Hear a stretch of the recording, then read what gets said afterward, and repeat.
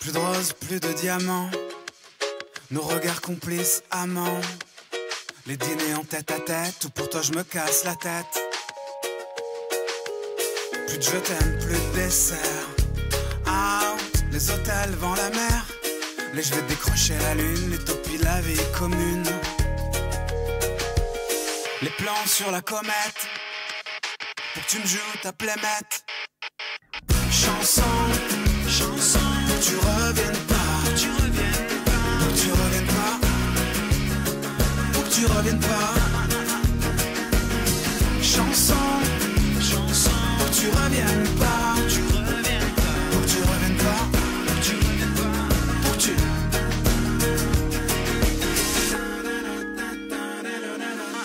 Plus de promesses de fiançailles, de l'eau déchirant, bye bye. Les évolés dans des criques à faire le pont romantique. Plus de sous-marins dans ton bain, penser pour le premier bambin. Plus d'SMS à l'appel pour dire que je te kiffe ma belle. Plus de parties de cœur en l'air, d'heures de 1 en hiver. Chanson, chanson, pour que tu reviennes pas, pour que tu reviennes pas, pour que tu reviennes pas, pour que tu reviennes pas. Chanson, chanson, pour que tu reviennes pas, pour que tu reviennes pas, pour que tu reviennes pas, pour que tu reviennes pas, pour que tu. Bye bye belle-mère, promesse à la mer, bisous dans le cou, petit regard voyou, ta main à tenir, efface tes souvenirs. Caprice c'est fini, tes caprices aussi Saint-Valentin, surprise y'a rien. Sans violence plus de violon d'amour symphonique, c'était trop long, reprends tes clics. Chanson, pour que tu reviennes pas, pour que tu reviennes pas, pour que tu. Chanson, chanson, pour que tu reviennes pas, pour que tu reviennes pas, pour que tu reviennes pas, pour que tu reviennes pas. Chanson, chanson, pour que tu reviennes pas, pour que tu reviennes pas, pour que tu reviennes pas, pour que tu reviennes pas, pour que tu. Et bonjour à tous les copinous, bonjour à tous les amis, j'espère que vous allez bien. 16h45, on est pile poil. On se retrouve pour une nouvelle semaine de Juste Bistrot, évidemment, d'actualité, de rigolade, de tout. On va fanfaronner, il va y avoir tout. Il va y avoir tout, les amis. J'espère que vous allez bien, que vous avez passé un bon week-end. Je suppose pluvieux, hein, pour certains. C'est dégueulasse. Ici, côté Lausanne, c'est fracassé. Dites-moi un peu par chez vous ce que ça donne sur le plan météorologique. Et puis, bien sûr, dites-moi un petit peu voilà, ce que vous avez fait de sympatoche ce week-end. Vous le savez, c'est la petite tradition du lundi, ce qui fait du bien. Voilà, ce qui fait du bien, ce qui vous a fait du bien, les amis. Il y a mon Cune 73 qui dit jeudi soir, c'était frites et débat. Quel bonheur. Et oui, on s'est vu dans la vraie vie. Voilà, c'était magnifique. Magnifique, voilà. C'est ça le but du jeu, c'est ça. Il faut trouver des petits bonheurs parce que quand tu vois l'actualité, avec ce que je vais vous dire aujourd'hui, on va réussir à faire un lien entre Alain Souchon et la propagande israélienne. Ah, c'est une émission, vous allez voir, il va y avoir du vent. Drapeau rouge sur les plages de Vieux-Boucau. Là, ça va chier. Ah ouais. Sincèrement, je voulais peut-être pas en parler, tu vois, mais on va en parler, mais ça va être bien, ça va être bien. On a une grosse émission, on a pas mal de sujets aujourd'hui. Alors d'abord, on a Gijo Bézadage qui nous dit à Montréal, on est sous la neige. Putain déjà. Alors attends, laisse-moi taper météo Montréal. Ah ouais, bah ouais, en même temps, ça y est. Ouais, il a l'air de faire -1 apparemment. Et il neige déjà, putain. En même temps, là-bas, il neige tout le temps, globalement, de ce que j'ai cru comprendre. Ch'ti Pouletto nous dit un mono-nuage gris sur Vichy. Voilà, bah, il fait souvent gris sur Vichy, de toute façon. Voire brun. Non. Alors, tu vois, ça commence mal. Ça commence mal. Cune 73 qui dit sinon, j'ai bien dépassé le niveau gras minimum pour fêter l'anniversaire de mon épouse. Fondu, papé vaudois et meringue crème double. Alors, ça c'est magnifique. Ça, faut qu'on en parle d'ailleurs. Pour nos amis non suisses qui regardent l'émission, c'est des choses qui arrivent. Nos amis pauvres, autrement dit. Je rigole, on est de gauche, on peut rire. Merci à Julien, 54 620 pour le subprime, 38e mois. Merci beaucoup. Et j'en peux plus également, subprime, 34e mois. Alors,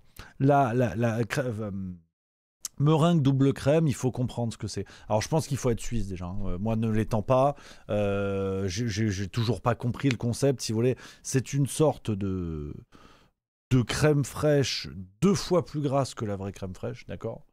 Vous foutez ça dans un bol et vous le mangez avec une meringue.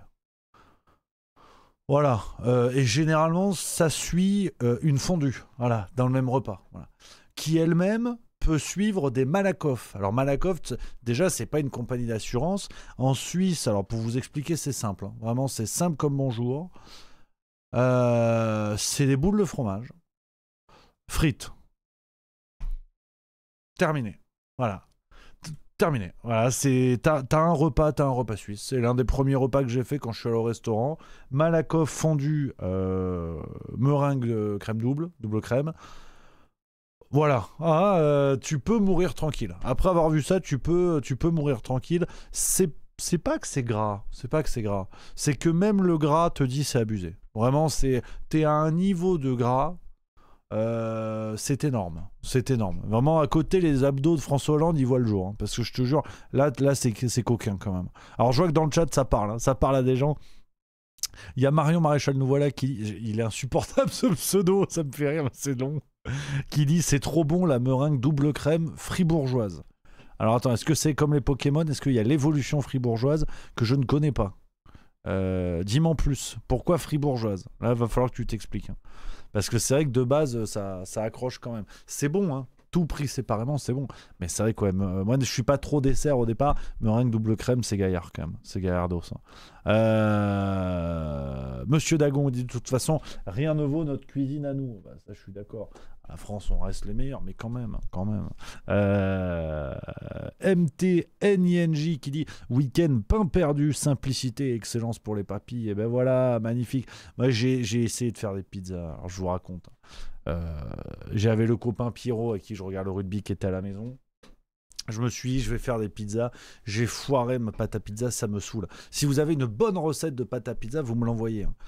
Avec levure sèche de boulanger. Alors, on avait du levain vivant avec ma milieu à un moment donné. Bon, on est parti en vacances, le levain vivant, il est plus vivant. Donc, faut qu'on en refasse. Et, si vous avez une bonne recette avec de la levure, même levure fraîche à la rigueur, hein, mais envoyez-moi ça. Là, je suis en recherche de pâte à pizza. SOS Pangolin en détresse. Donc là, je compte sur vous. C'était pas bon. Ma sauce était bonne, ça c'était bien. Par contre, la pâte était fracassée. À peu près comme le match qui a suivi d'ailleurs. Alors, c'est vrai que je me suis encore planté sur les pronostics. On va tout de suite évacuer le sujet. J'avais dit 23-21 pour les Fidji. On a gagné, alors la France a gagné 34-21. Voilà. Bon, il y avait un 21 qui se promène, c'est déjà pas mal. Mais là, j'en appelle à l'honnêteté intellectuelle de tous ceux qui ont vu le match. On est d'accord qu'on s'est fait peur quand même. On n'est pas passé loin de se faire taper, hein, je pense quand même. Monsieur Dagon qui dit tu utilises la pierre pour la cuire? Absolument. Absolument. Généralement, je le fais au barbecue. Barbecue électrique. C'est pas mal avec la pierre. Le truc que tu achètes au Lidl, ça coûte 10 balles. Tu mets la pierre, c'est pas mal. Là, j'ai fait au four. Et en vrai, la pierre, ça fait la diff. C'est pas mal. D'ailleurs, la pierre, il n'y en a pas deux. Voilà. Déjà, ça, c'est posé comme une première évidence. Anarchizeroid qui dit en somme un pronostic classique de ta part. Non, mais attendez. Et là, soyez honnête. Hein. Ceux qui ont vu le match, vous savez très bien. Si vous arrêtez pas, je reste zoomé comme ça.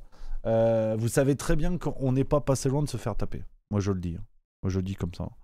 MTNINJ qui dit Rémi, pour te simplifier la vie, tu peux prononcer le L, se dit ninja. Tu peux prononcer le I. Je suis à l'ancienne, je reste à l'époque des Tortues Ninja, j'évolue pas. MT Ninja, d'accord, ouais, je vais appeler comme ça, MT Ninja. C'est bien aussi. Faut pas jeter la pierre, nous dit Kong Bienso. C'est pas mal, non mais on est lundi, je sens que tout le monde s'échauffe, c'est important. Isatis40 dit au four, il faut pas mettre chaleur tournante. C'est quoi du coup? C'est la chaleur du dessus là? Avec les petits picots là? On dirait des dents comme ça. C'est ça qu'il faut mettre? Dis-moi, hein. Là, je rigole pas, je suis vraiment sur un sujet sérieux parce que ça m'a énervé cette affaire de pizza. Jojo la sauteur qui dit déjà là il y a pro-russe, un barbecue c'est au bois et charbon. Mais oui, mais je peux pas. Et j'ai un balcon, tu doutes bien que j'ai pas le droit. Donc, par contre, on a le droit à gaz et électricité, ça c'est bien. Donc ouais, voilà pour cette sombre histoire de pizza. Et puis ce match de rugby, on a gagné, mais c'est pas très beau. C'est pas très beau. Il y aura peut-être une parenthèse rugby dans la semaine, on verra. Là, j'ai pas envie d'en reparler. Je suis encore trop dans l'émotion. Surtout que j'ai vu l'Angleterre jouer l'après-midi contre la Nouvelle-Zélande. Et c'est solide. Et ça me fait mal de dire ça. Mais les Anglais sont costauds. Donc voilà. Cuire le cul qui dit four électrique, tu peux rien faire. Il te manque 100 degrés. Bah oui, non, mais c'est pour ça qu'au barbecue, je peux monter à 300 au barbecue. Un truc comme ça. Ce qui est pas mal. Alors normalement, on dit la pizza, c'est 400. Voilà. Comme Jeanne d'Arc. Non. Tu vois, non, mais ne m'écoutez pas. Hein. Sur les blagues, ne m'écoutez pas, ça va être coquin. Et Anarchizoïde qui dit à force de parler de four, tu vas te prendre un debunk de Julien Pain. Voilà. Non, mais vraiment, tout le monde a décidé de faire les pires vannes de la semaine. On les fait maintenant, comme ça, c'est réglé.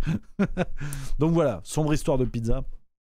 On en reparlera de toute façon. Mais si vous avez une recette, je suis preneur. Alors, aujourd'hui, les amis, je vous l'ai dit, on a des beaux sujets. On va, comme d'hab, respecter le nouveau découpage, nouvelle structuration des émissions, c'est carré. Il va y avoir, évidemment, des séquences médiatiques avec l'ami Thomas Guénolé, docteur Guénolé. Je sais pas quoi en penser. On va regarder son histoire, il fait du spectacle. Aussi, c'est un collègue de scène. On va regarder, je sais pas quoi en penser. Vraiment, on va réfléchir là-dessus. On a la polémique Alain Souchon. On a, dans le volet politique française, on va parler de Patrick Sébastien. Alors, c'est très jet set aujourd'hui. C'est très jet set.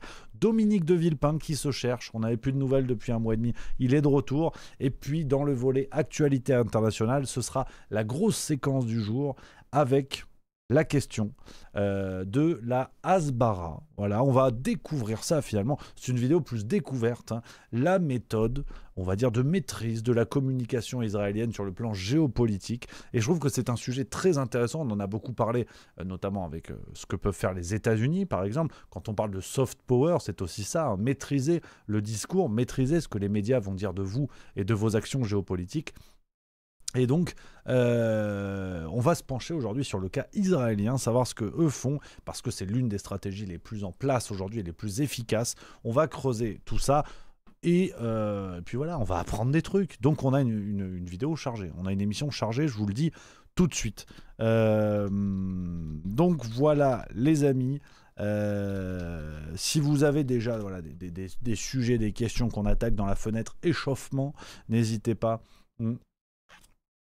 Et Claquins par exemple qui dit t'as vu Lalanne qui parle de l'illégalité du traité de Lisbonne. Alors c'est vrai que on en a parlé la semaine dernière, si je dis pas de bêtises, on en a parlé jeudi de ce sujet-là. Alors autant j'aime bien les prises de parole de Francis Lalanne, évidemment, je trouve qu'il se positionne courageusement sur bien des sujets. Je suis pas forcément d'accord avec tout, mais sur cette potentielle illégalité du traité de Lisbonne. Enfin, si je dis pas de bêtises, c'est concernant plutôt oui, c'est la ratification du traité de Lisbonne, c'est ça, en 2007, avec des sénateurs qui n'avaient pas été réélus officiellement, si j'ai bien tout compris. Bah, je vais répéter un peu ce que je vais vous dire, ce que j'ai dit la semaine dernière. Alors après, comme dit, c'est un avis là-dessus. Je considère que c'est une polémique intéressante, mais qui malheureusement ne prouvera rien. C'est-à-dire que si on arrive à démontrer ce que dit Francis Lalanne, et il a sûrement raison, hein, c'est pas ça que je mets en doute, mais si on arrive à démontrer ça, j'ai peur qu'on prouve une évidence.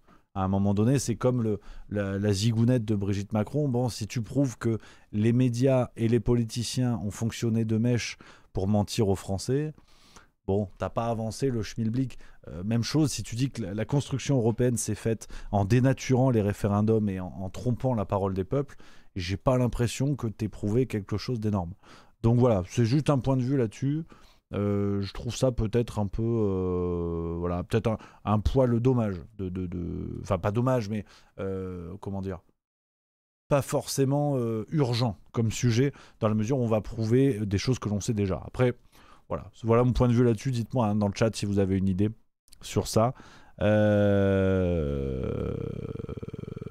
On a quoi? On a FFLNA qui dit il a fait une belle croisière, Thomas, au moins lui il y allait. On va en parler sur Thomas Guénolé. Effectivement, j'ai un avis très contradictoire. J'arrive à être en contradiction avec moi-même. Donc je suis pas d'accord avec moi, ce qui est quand même pas facile. Hein. Donc vous allez voir, c'est une performance. Engrid Van Horsman qui dit j'ai pas vu le match, j'étais de corvée de cuite en famille, mais ton avis? Alors bon, rapidos sur le rugby. Je pense qu'on s'est fait taper, je pense que c'est très inquiétant. On gagne au score, mais Non, en fait, j'ai même pas envie d'en parler, ça me saoule. Galtier démission. Voilà, je vous le dis tout de suite. Là, Oppenheimer, vous me le foutez dehors. On n'en peut plus. Galtier qui te dit après le match, oui, alors en fait, si on a galéré, c'est parce que les Fidjiens, ils jouent ensemble depuis plusieurs matchs. Oui, mais d'accord, mais tous les Fidjiens, ils jouent en top 14 en Pro D2 comme toi, ils ont le même rythme. Et puis les Fidji, c'est une fédération, ils n'ont pas un sou, alors qu'ils ont des super joueurs. Ils n'arrivent pas à convoquer leurs joueurs comme ils veulent, et tu arrives encore à trouver une excuse en bois. Donc Galtier, je le dis, c'est le Macron du rugby français. Voilà, le propos est lâché. C'est-à-dire, dès qu'on prend une branlée, il nous dit c'est les Russes, le café trop chaud de la machine à café du stade. Enfin, c'est insupportable. Avec l'équipe qu'on a, on devrait fracasser tout le monde. Et quand tu vois l'Angleterre qui a joué l'après-midi, l'Angleterre, si on ne revient pas à notre niveau, on va se faire déboîter au tournoi destination. Je vous le dis tout de suite, we will be déboîted, unboxed, voilà, comme on dit. Merci à Boubou Fab pour le sub 17e mois. Et qui dit concernant effectivement, on revient à Francis Lalanne, il y a un ping-pong, il faut suivre cette émission, qui dit ça fera un énième rapport qui calera un meuble à la Commission européenne. Vu comme ça, je suis plutôt d'accord. Il y a plus de saison qui dit voilà, 2 matchs moyennas et on réclame la démission du sélectionneur. Ça, c'est la France. C'est vrai que c'est la France. Non, mais en vrai, je trouve qu'on est moyennas depuis la Coupe du Monde. La Coupe du Monde, on n'a pas vibré. L'Afrique du Sud, c'est bien beau de dire pendant 2 ans, on aurait dû les taper. En attendant, tu les as pas tapés. C'est eux qui sont champions du monde. Ils te reprennent 2 ans après chez toi. Ils te fracassent. Donc, tu n'as pas progressé. Et moi, ce qui m'inquiète, c'est que ça fait 2 ans, je trouve qu'on n'a pas progressé. News 2000 qui dit beaucoup d'absents chez nous, Dupont, Antonio, Danti, etc. Mais Danti, ça fait 1 an et demi qu'il est plus dans le groupe. Antonio, il s'est désinséré à Nos quand même, donc t'es pas sûr de le reprendre. Moi, l'histoire des absents, c'est l'argument qu'il y a pour sauver le cul de Galtier, c'est de dire oui, mais il y a des absents. Mais alors c'est vrai, on a des blessés, François Cros est blessé, en plus là on a eu Méafou, on a eu Flamand, c'était une hécatombe. Sur le match, il y a 2 protocoles commotion plus Boudéan qui se met la cuisse dans la boîte à gants. Donc c'est sûr qu'on a des blessés, ça c'est clair. Mais sur les gros blessés, sur les blessés de longue date, pour moi t'en as un en qui j'ai plutôt confiance, c'est Movaka. Il va revenir, il est jeune, il est frais, ça peut être très solide. Movaka, je suis plutôt confiant. Mais par contre Dupont, il va revenir d'un croisé au même genou où il s'était déjà pété. Rien ne te garantit que ça va être Dupont. Comme on le connaît, le joueur super fort, super fort. Donc faut pas trop s'emballer non plus. Et puis, si tant est qu'il revienne à son meilleur niveau, il va falloir du temps. Donc Dupont, c'est pas Dieu le père. On s'est fait ouvrir en mêlée contre l'Afrique du Sud, c'est pas lui qui va jouer talonneur. Donc faut pas avoir trop d'attentes non plus sur un mec qui revient de blessures aussi graves, autant Dupont soit-il. Antonio, il a 35 ans.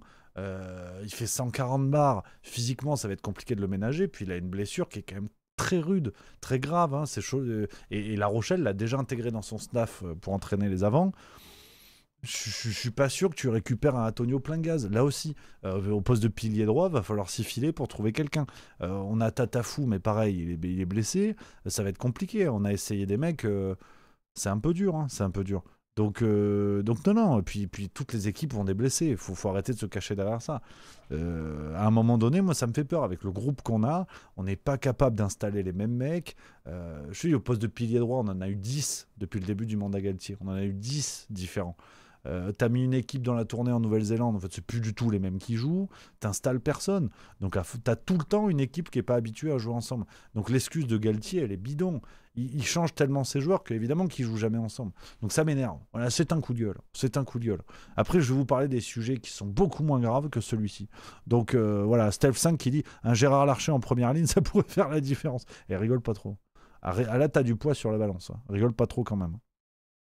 News 2000 qui dit je dis juste que ceux qui brillaient il y a 2 ou 3 ans ne sont plus là.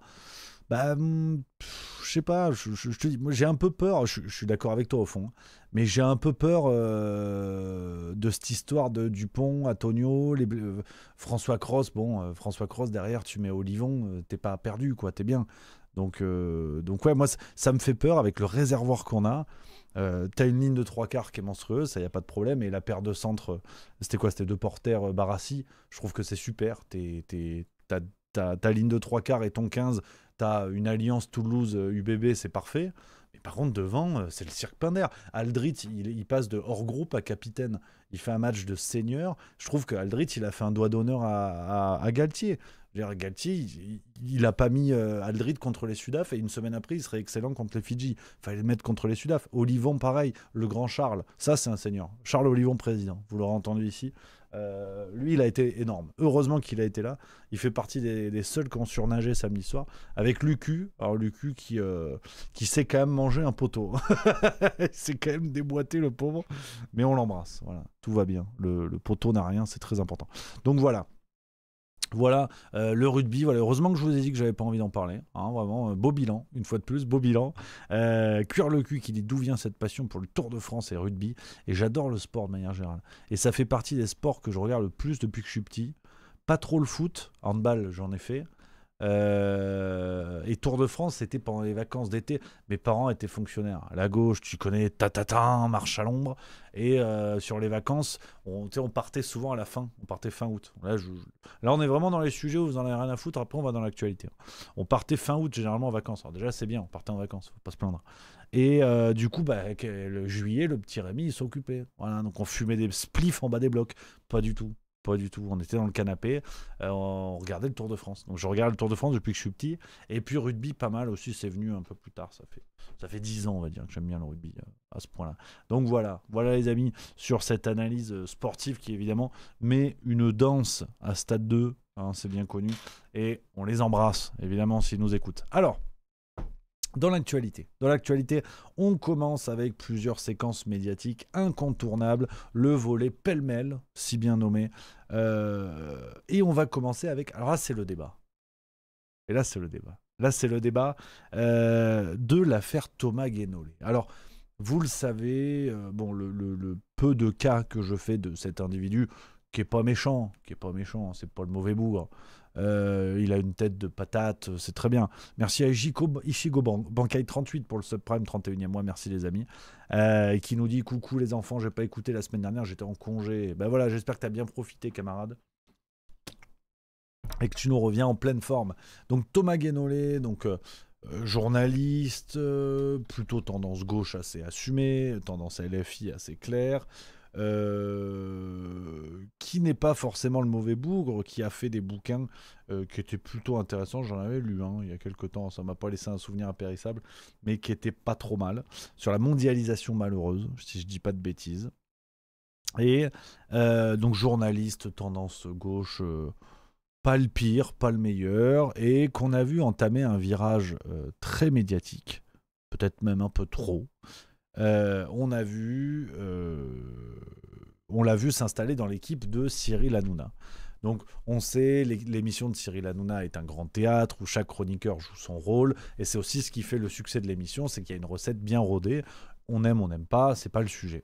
Et Thomas Guénolé y était allé en fait pour passer pour le gauchiste de base, qui se faisait farcir par tous ses collègues.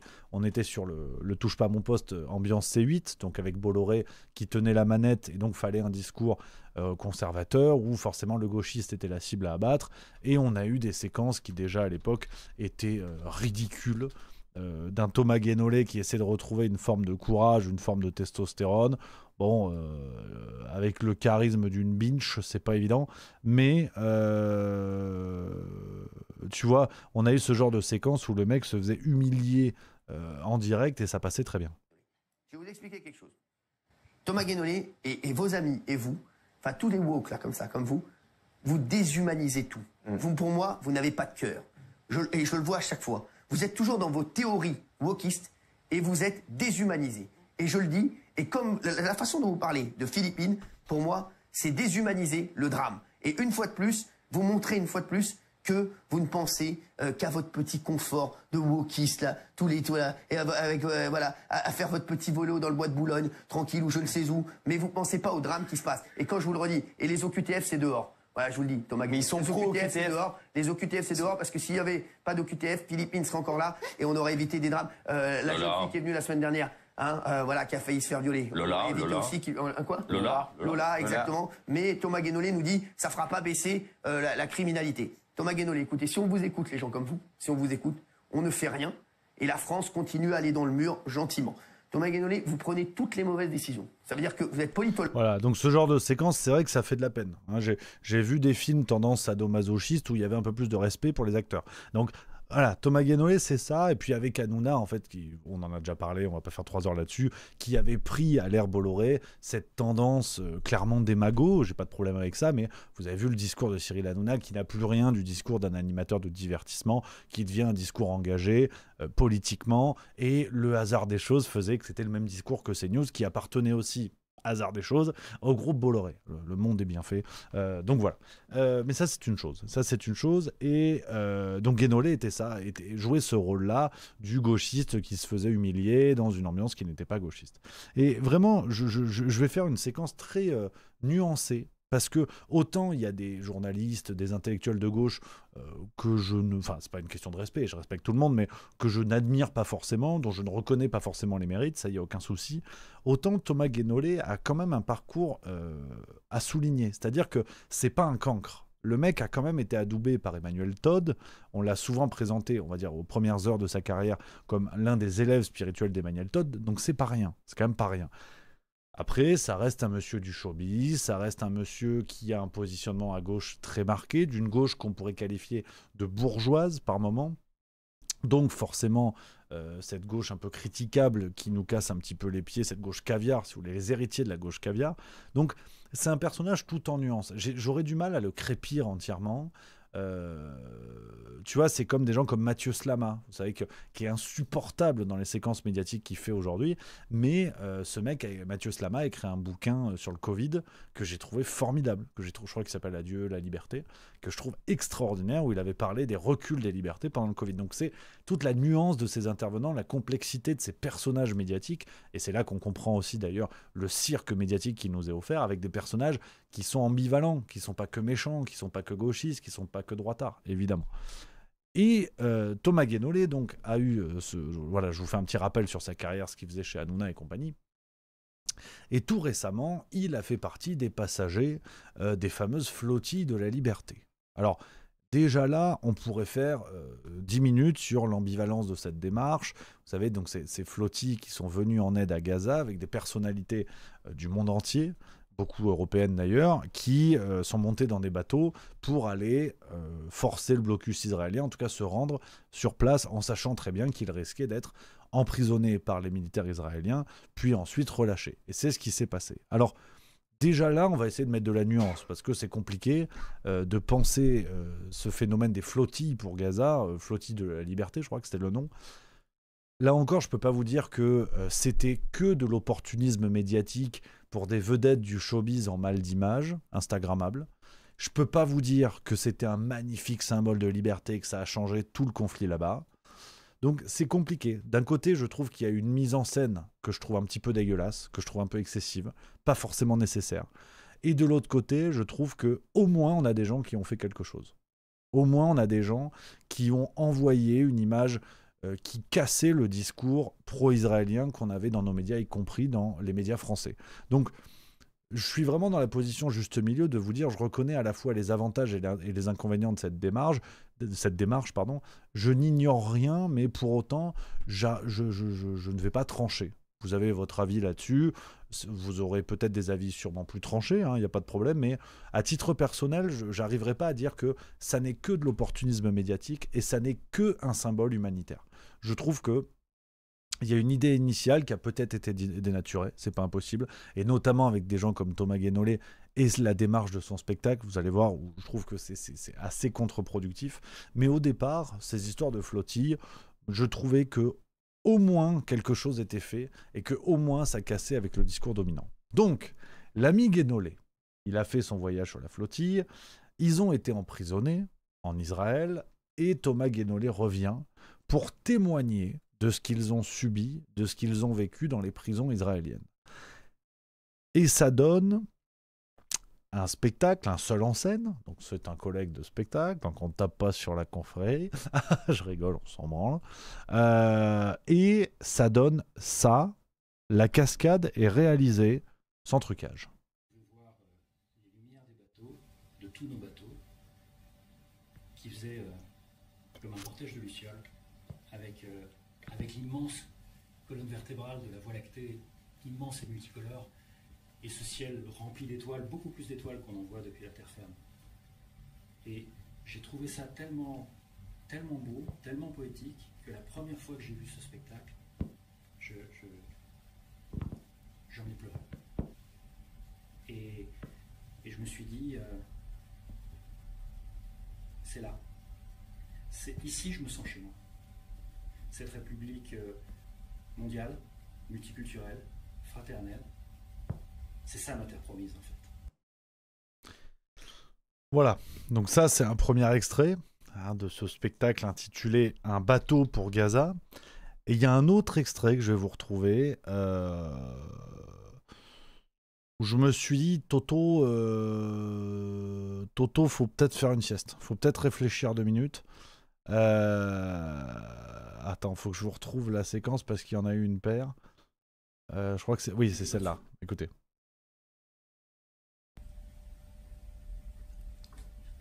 Nous avons été torturés. La torture, c'est tout traitement cruel, inhumain, dégradant. Ils nous ont privés de médicaments, tous les médicaments, y compris les diabétiques, ce qui les a mis en danger de mort. Ils nous ont entassés à 12 dans des cellules de 6, et en ne nous laissant absolument jamais sortir. Nous n'avions pas de douche. Nous avons macéré pendant des jours et des jours dans notre propre sueur. Je vous rappelle qu'on était dans le désert du Negev. Ils nous ont privés de sommeil. C'est-à-dire que la nuit, ils revenaient toutes les 2 heures, rallumaient la lumière pour être certains qu'on n'arrive pas à s'endormir. Ils ont fait le tour des cellules avec des chiens. Ils ont aussi fait le tour des cellules avec, dans le dos des gardiens, un type avec une cagoule et une mitraillette. Voilà, donc ça c'est un extrait du nouveau spectacle de Thomas Guénolé, Un bateau pour Gaza. Alors, c'est là où je vous dis, on va être sur l'exercice juste milieu, on va essayer en tout cas pour proposer des réflexions, et bien sûr après je prendrai vos commentaires les amis, pour avoir votre point de vue là-dessus, qu'on débatte, qu'on discute évidemment. Parce que je dois vous avouer que je trouve ça assez lamentable. Très honnêtement, je trouve ça assez lamentable. Pour commencer par les points négatifs.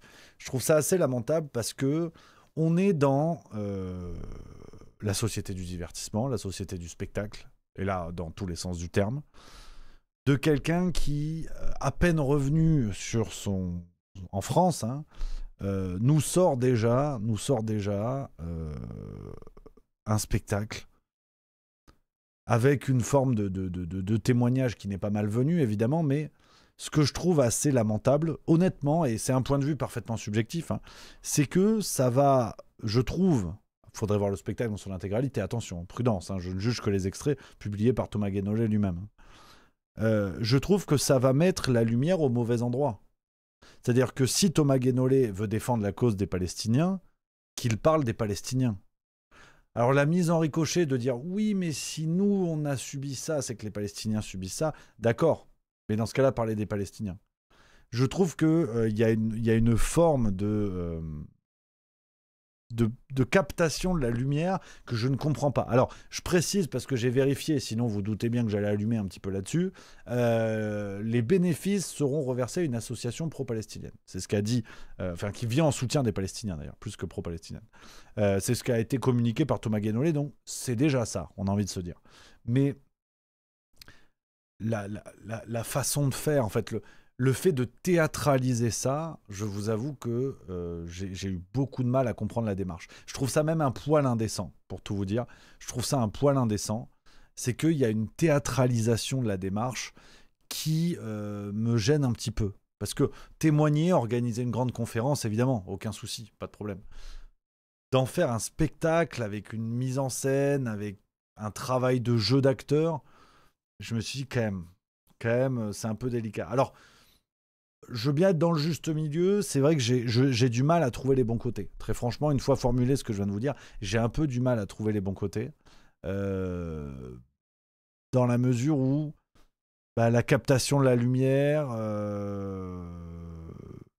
le fait de se martyriser pour dénoncer quelque chose qui au fond n'est pas le sujet numéro un. Je suis très mitigé, je suis vraiment très mitigé, j'ai du mal à trouver des aspects positifs en fait à ce monsieur qui, et c'est ce que je vous disais tout à l'heure, en plus s'impose dans les médias comme un personnage en fait ces dernières années. Donc on se dit aujourd'hui presque, est-ce que ça n'est pas contre-productif de venir offrir ce témoignage à la société du divertissement et donc d'alléger la réalité de ce qui se passe en Palestine et de ce qui s'est passé et de ce qui se passera. Je peine franchement à comprendre l'intérêt de tout ça. Dites-moi dans le chat ce que vous en pensez, les amis, dans le chat sur Twitch, ce que vous pensez de ça, votre point de vue là-dessus.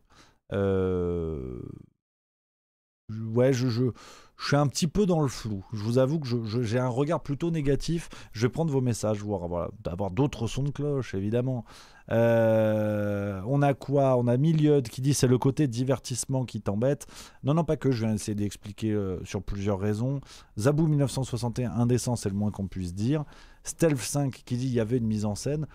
Dans les séquences que je viens de vous montrer, il y a une façon de raconter, de parler qui est jouée, que je trouve pas. Enfin, il suffit d'écouter un témoignage des prises de parole de Thomas Guénolé de manière générale. Il parle pas comme ça dans la vraie vie, donc j'ai l'impression qu'il y a une forme de jeu. Ouais.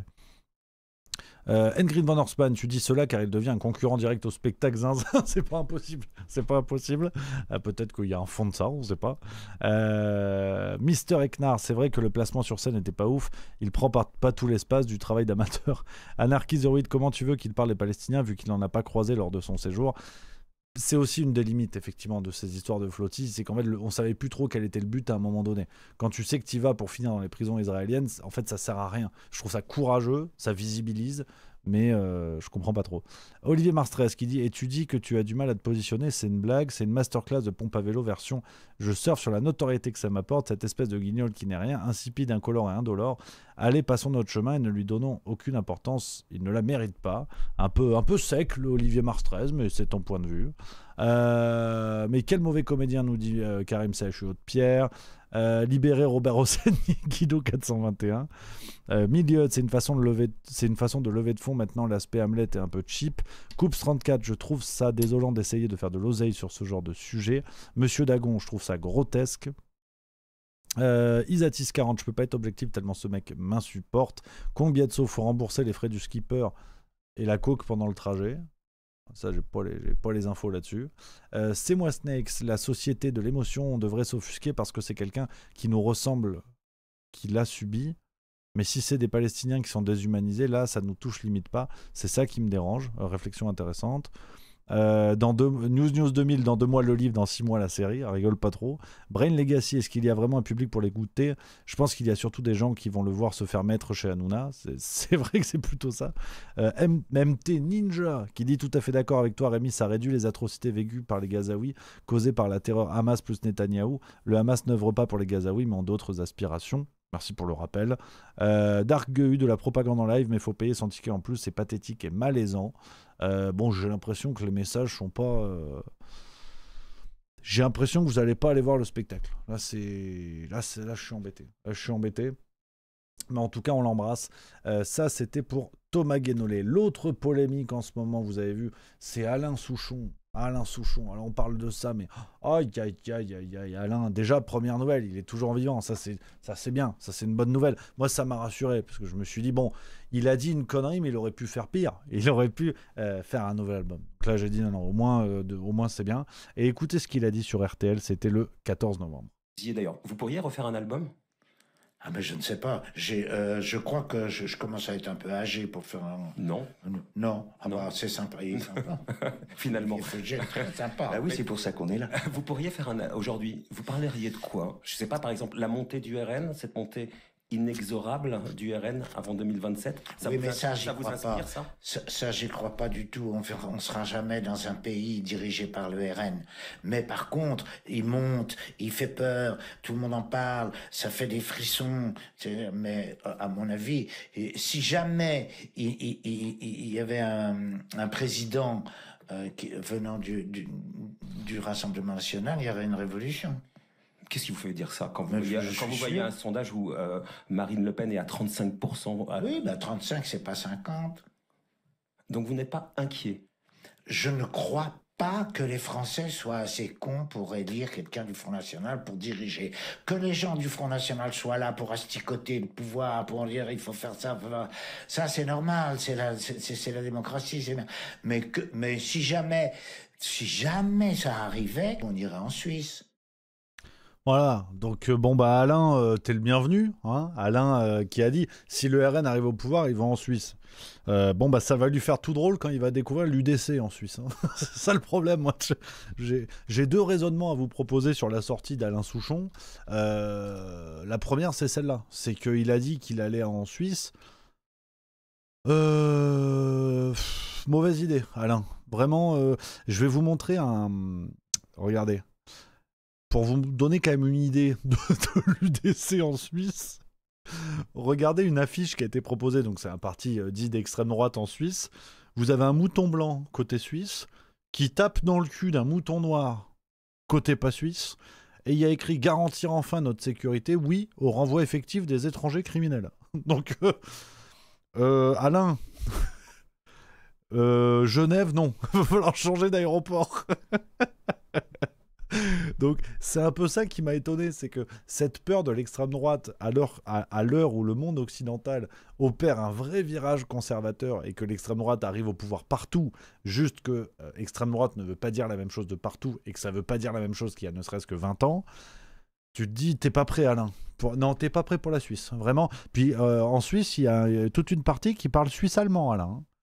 Donc l'extrême droite suisse qui parle suisse-allemand, ça va te donner envie de repartir à Belle-Île-en-Mer, Marie-Galland, Saint-Vincent, à Singapour. Bon, de toute façon, c'est pas lui qui chante, on s'en fout. Mais Alain, non, il faut aller plus loin. Va falloir pousser un petit peu ton voyage pour éviter l'extrême droite, parce que l'Europe, t'es foutu en ce moment. Donc, blague à part, un peu de légèreté par rapport à ça. Et puis, très franchement, je vous en parle parce que ça me fait marrer. Et sur cet aspect suisse. Et puis, je pense honnêtement que, et c'est là où je vais vous étonner, que Alain Souchon a raison. Moi, je suis plutôt d'accord avec lui. Si les Français sont assez cons pour voter Bardella après avoir été cons pour voter 2 fois Macron, c'est qu'on va dans le mur avec une forme d'acceptation collective.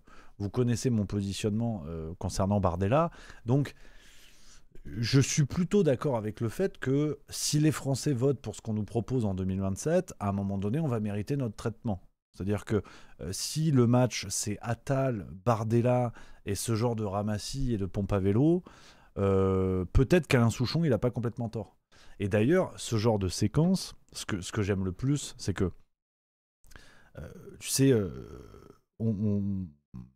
T'as les médias d'extrême droite, de droite, pas forcément, on s'en fout en fait aujourd'hui, qui s'insurgent contre la déclaration d'Alain Souchon en disant c'est un scandale, on insulte des millions de Français, vous vous rendez compte, on peut pas prendre les Français pour des cons. Mais qu'est-ce que vous faites avec Jordan Bardella? C'est-à-dire, qu'est-ce que vous faites avec les candidats que vous nous proposez quand Jordan Bardella, vous avez réécrit son histoire pour en faire un homme du peuple, que c'est la propagande en permanence pour nous le vendre, que vous construisez son image sur TikTok en le montrant en train de manger des bonbons. Peut-être qu'Alain Souchon, il ne fait que dire ce que vous n'osez pas dire. Parce que vous ne respectez pas plus les Français à les prendre pour des pigeons à ce point, en fait. Donc, c'est là où, si tu veux, les déclarations comme ça, je ne vais pas me joindre au concert qui est de dire « Mon Dieu, quel scandale incroyable, on prend les Français pour des cons ».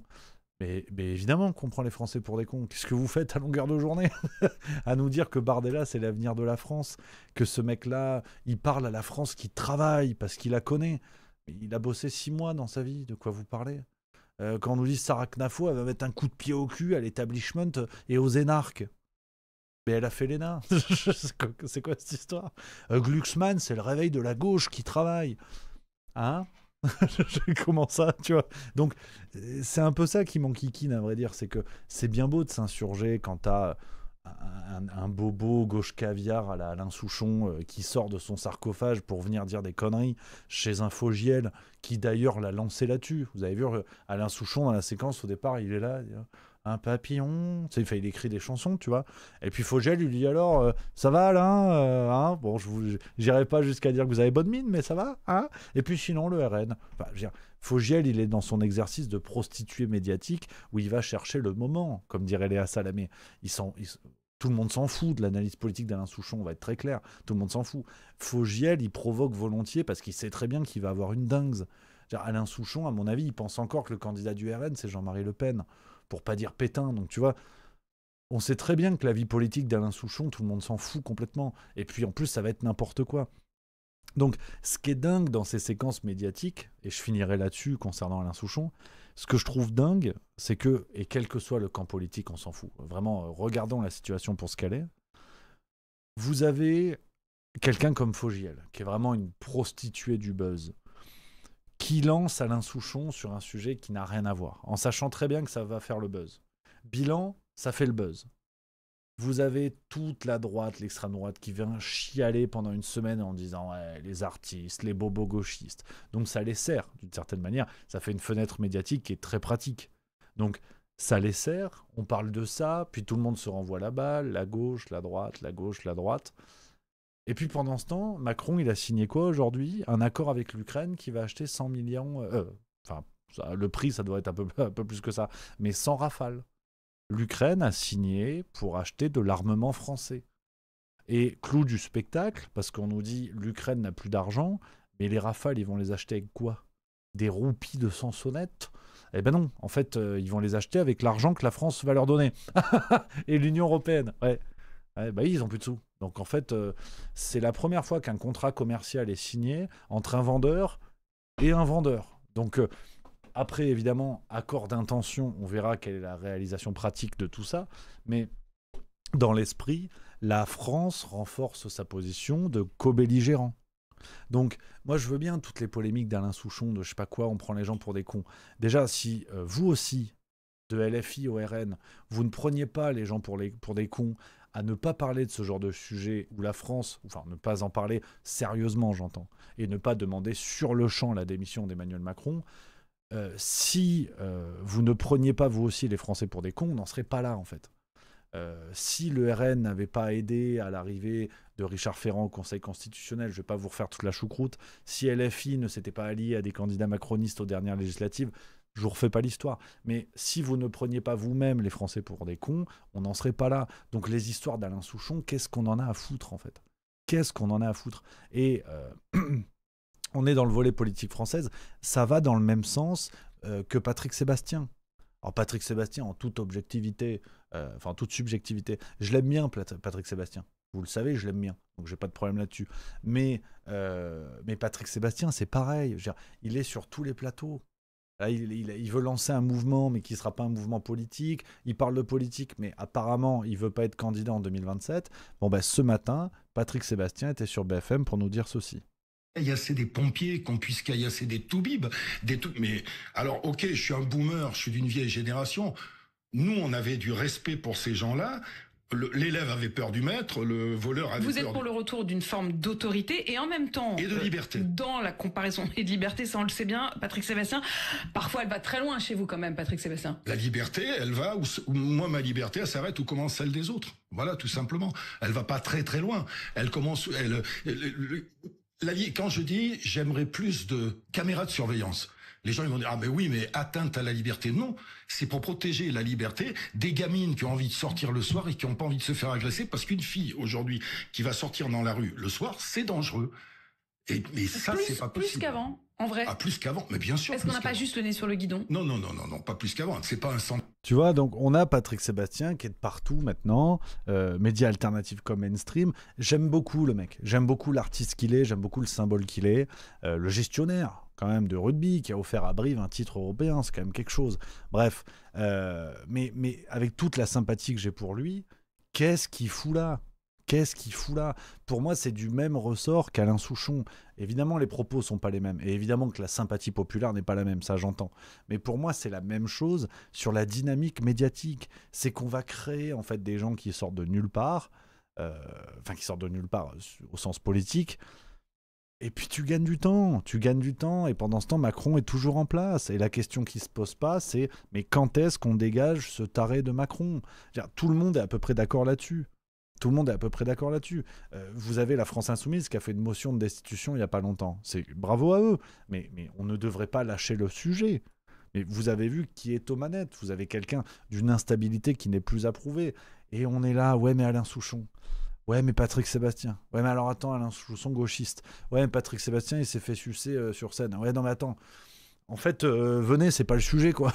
Si vous voulez. Derrière, en 2027, comme candidat, on pourra avoir Patrick Sébastien, Bozo le clown et Teddy Riner, si vous voulez. Mais est-ce qu'il y aura des élections présidentielles 2027 ? Est-ce qu'on est sûr de ça, déjà ?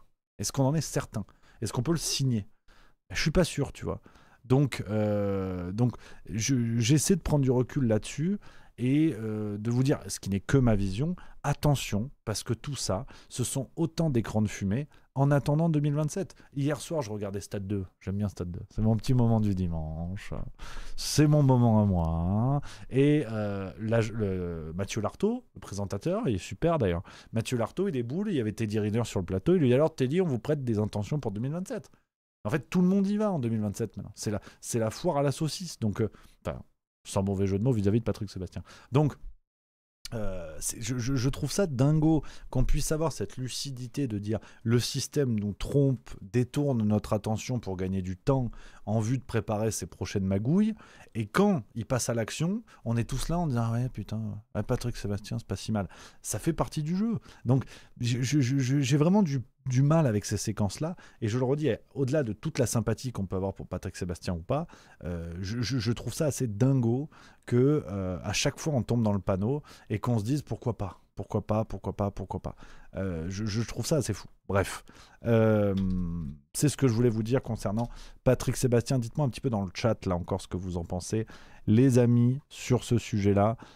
Olivier Marstrez dit bah vas-y, toi aussi Rémi, moi je vote pour toi. Non. Ah non, je n'irai pas. Je considère que la place des médias alternatifs n'est pas à faire croire qu'ils y vont en 2027. Je ne dirai pas plus. Voilà, j'en dirai pas plus. Engegarde qui dit on va retourner sur le point essentiel. Le président ne gère plus rien, c'est l'Europe qui gouverne. Et les partis se disant souverainistes ne sont pas capables d'arrêter leur guéguerre pour s'associer et donner de la visibilité à leurs idées. Tant que la politique sera un métier et non une vocation, on ne s'en sortira pas. Car la soupe est bonne et ils pensent à eux et non aux Français. Français d'origine ou pas, ce n'est pas la question. Merci pour ton point de vue. Cure le cul dit, va falloir combien de temps pour entraîner des pilotes ukrainiens pour les Rafales? C'est un projet à long terme, ça promet. Alors je te rejoins là-dessus, effectivement. Il faut temporiser parce que toutes ces questions-là qui se rajoutent à la promesse d'achat, on va dire, des Ukrainiens pour nos avions, on n'y est pas, quoi. On n'y est pas. Stealth 5 qui dit perso, je déteste les chansons de Patrick Sébastien. Moi, j'aime bien. Ah, j'ai une petite tendresse. Ouais. Bah, c'est la fête, je veux dire. C'est la fête. C'est la fête, les chansons de Patrick Sébastien. Il n'y a pas de prétention et c'est précisément ce que j'aime. Tu vois, dans d'autres registres, Francky Vincent, c'était pareil. Bien sûr que ça vole pas haut, hein, on est d'accord. Mais Francky Vincent, tu le mets dans un moment festif, les gens se régalent. Donc non, j'avoue, Patrick Sébastien, c'est pourvu que ça dure. La belle figure, là. Le ciel de Narbonne et les remparts de Carcassonne, finalement. Hein. Tant que t'as de l'eau pour laver la belette, c'est déjà beaucoup mieux que si c'était moins bien. Hein, je suis désolé, c'est quand même mieux qu'un discours de Michel Barnier. Faut quand même pas déconner non plus. Donc non, j'aime beaucoup. Et Geekophile TV nous dit il n'y a pas de parti souverainiste puisqu'ils sont soit tous pro-Union Européenne, soit ils ne cherchent pas de parrainage. Le seul parti souverainiste, c'est l'UPR. Voilà. Donc ça nous donne une orientation de qui tu soutiens. Donc voilà. Sur ce point-là. Et Lux Talua 88 qui dit oui, plutôt d'accord avec toi, c'est dommage, de plus on approche des élections, plus on voit tout ça émerger. Mais je pense très sincèrement que c'est tout à fait calibré. Et que je trouve ça compliqué de ne pas avoir cette même clairvoyance qu'on peut avoir sur d'autres sujets, à être vigilant, à être prudent, à dire attention, il y a ci, il y a ça, on peut se faire avoir de telle ou telle manière, et quand ça arrive, on est comme un lapin dans les phares d'une bagnole, on me dit ah putain, mais ouais, pourquoi pas, mais non, mais ça fait partie du jeu. Attends, recule, en fait, c'est ce que tu dénonçais il y a 2 semaines, c'est ça, en fait, on y est, donc hésite pas à continuer de le dénoncer. Bref, donc On avance un petit peu dans l'émission d'aujourd'hui et c'est là que ça va se corser. Voilà. C'est maintenant que ça devient un petit peu plus compliqué, mais on va gérer, parce qu'on est une émission d'actualité, on a une émission rigolarde, on est là pour la légèreté, et puis surtout, non, blague à part, on est là pour apprendre des choses, découvrir, scruter les rouages de notre monde. Et aujourd'hui, je voulais vous parler de la Hasbara. Je ne sais pas si ça vous dit quelque chose, mais on va scruter qui pour moi tient d'un sujet géopolitique de première importance. La Hasbara, est-ce une sorte de pédagogie géopolitique menée par l'État d'Israël ou une méthode de propagande à ciel ouvert? C'est toute la question qu'on va se poser aujourd'hui. Alors, je vous parle de ça, on va prendre quelques précautions d'usage évidemment avant le décollage. Pourquoi je vous parle de ça? Cette Hasbara, je vais tout vous expliquer là-dessus. Parce que vous le savez, chez Juste Milieu, j'aime bien creuser ce qui touche à la géopolitique, ce qui touche à la propagande, ce qui touche à la manipulation des idées, des sujets. Et je l'ai déjà fait sur les États-Unis, par exemple, j'ai déjà eu quelques sujets là-dessus. On l'a déjà fait sur certains pays. Évidemment, ce qui se passe en France, ces enjeux-là sont très importants. Comment on arrive à maintenir une opinion dominante, à faire changer d'opinion des parties entières de population, que ce soit votre pays ou ailleurs. J'aime bien ça. Tu vois, avec le Covid, on en a beaucoup parlé de ce genre de sujet. Et donc, la Hasbara, je voulais vous en parler. À la suite de plusieurs lectures, je vous l'ai dit, donc on touche vraiment à la communication de l'État d'Israël dans le monde entier. On va creuser tout ça, un petit peu l'origine, comment ça se passe concrètement. On va aussi voir comment ça se passe en France. C'est là où ça va devenir un peu plus coquin dans la vidéo. Mais on va creuser tout ça parce que je pense que c'est un sujet géopolitique. Et au fond, je vous en parle avec tranquillité dans la mesure où, quand j'analyse la propagande américaine hier ou aujourd'hui, personne vient me voir en disant « Oui, t'es anti-américain ». Bon. Quand je fais ça aujourd'hui avec Israël, le sujet, c'est pas Israël. C'est comment ils font pour maintenir une bonne image à travers le monde, comment ça se passe techniquement, cette fameuse Hasbara. Donc, il n'y a pas de polémique dans cette vidéo. Si jamais il y a des commentaires négatifs qui arrivent sur cette vidéo, négatifs qui tordent les propos ou je ne sais quoi, peut-être que ce sera l'illustration du sujet. Voilà. Donc on est dans un safe space aujourd'hui. On peut s'exprimer, on peut réfléchir. Alors, et on peut s'intéresser, c'est surtout ça. Qu'est-ce que la Hasbara? On va commencer avec ça immédiatement. Donc en hébreu, l'explication. Voilà, si je ne dis pas de bêtises, je laisse à nos amis qui parlent hébreu le soin de corriger si tel n'est pas le cas. C'est en quelques mots, la définition assez communément acceptée, une stratégie de communication et de diplomatie employée par Israël pour promouvoir une image positive du pays et défendre ses politiques sur la scène internationale. Donc, une fois de plus, vous le savez, je vais vous montrer plusieurs sources, vous connaissez la guinguette, et je prends des sources mainstream. Parce que c'est la méthode Juste Milieu depuis le début. J'aime bien prendre des sources mainstream pour démontrer des sujets ou des explications qui ne le sont pas. Comme ça donne un fond où Julien Pain peut continuer sa sieste, Rudi Reichstadt peut continuer à chercher des dons, tout ça, et nous on peut faire un boulot en disant on utilise les sources de vos collègues. Comme ça, normalement, on n'est pas embêté. Donc vous avez cet article par exemple du 16 novembre 2012 signé Gilles Paris, ça a été publié, hein, c'est un billet de blog sur Le Monde, blog du Monde donc officiel, hébergé sur le site du Monde, et qui nous parle de ça avec quelques éléments supplémentaires que je peux vous lire par exemple. Les batailles israélo-palestiniennes ne sont jamais uniquement militaires mais également médiatiques.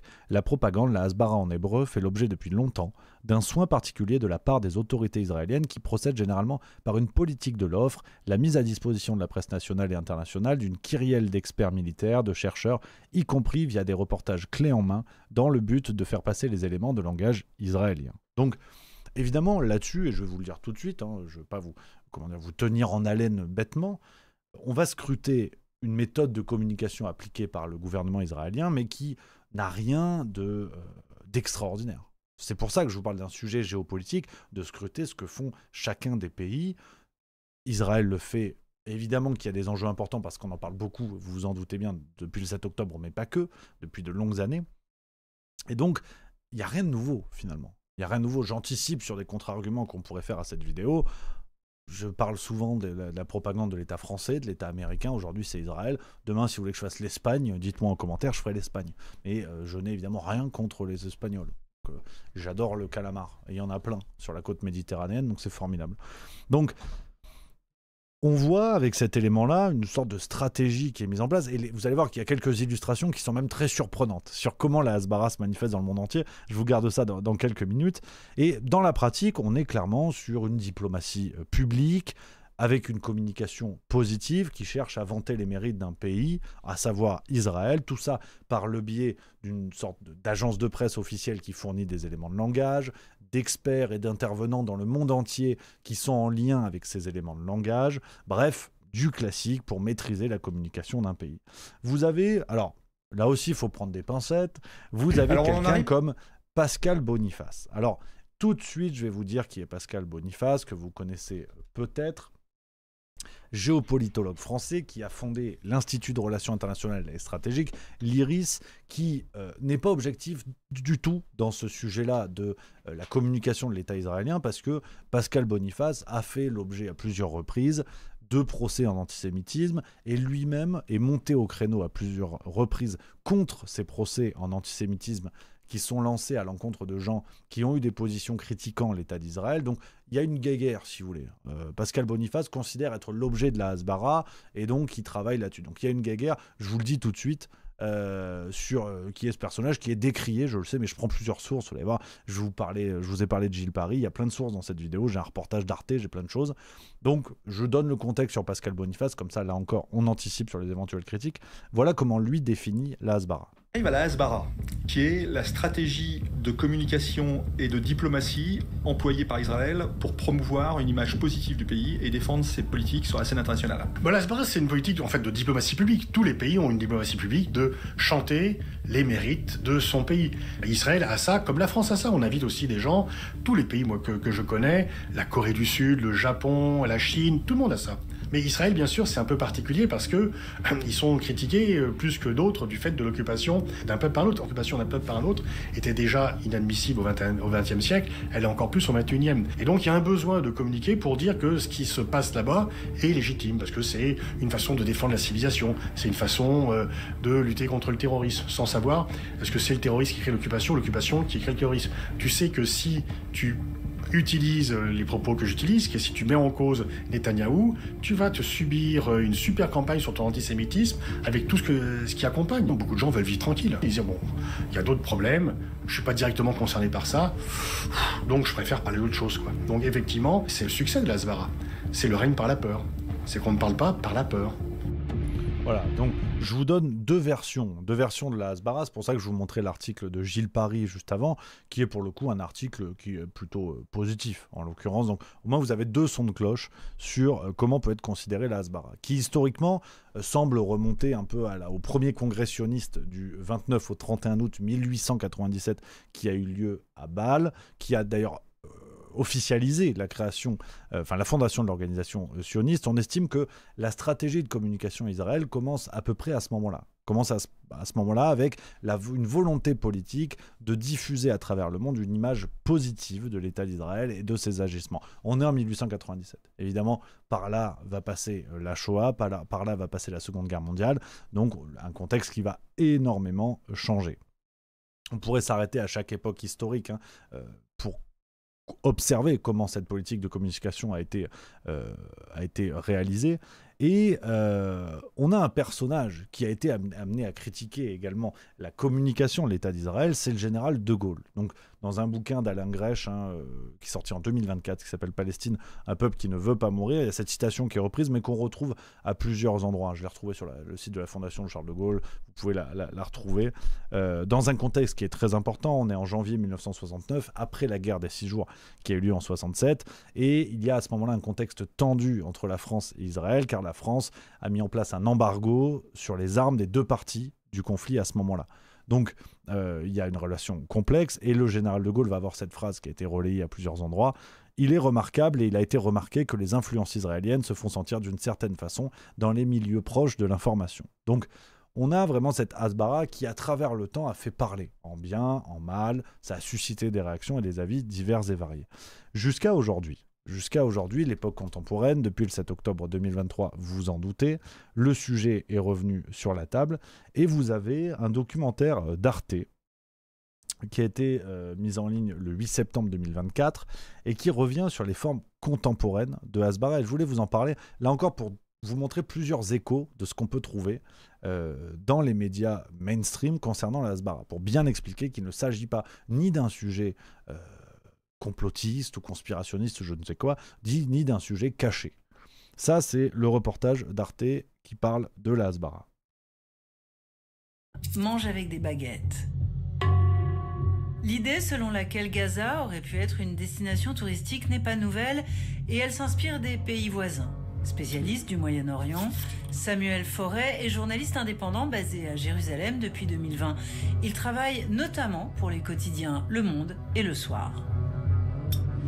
Le référentiel de ces images, je pense, renvoie à une sorte de fantasme du gouvernement israélien tel qu'il aurait aimé voir Gaza, un endroit démilitarisé, un endroit où on peut aller à l'hôtel au bord de la mer. Ça peut me rappeler le Liban. On peut retrouver les hôtels de luxe qu'on peut avoir, ou les marinas qu'on peut avoir, par exemple, dans le Sinaï. L'un des rares territoires arabes dans l'environnement proche que les Israéliens peuvent visiter. Il y a aussi une image de DJ, on voit en train de mixer Angela Ba, là renvoie à ce que peut être Dubaï aujourd'hui.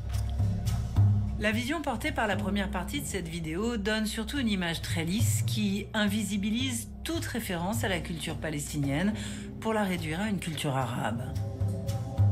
Le Gaza fantasmé dans cette vidéo est un Gaza où il n'y a aucune référence à la Palestine, il n'y a pas de drapeau palestinien. C'est une bande de Gaza qui finalement apparaîtrait peut-être un peu de nulle part, avec une identité orientaliste un peu vague, et qui est, je pense aussi, la façon dont les Israéliens voient leur environnement.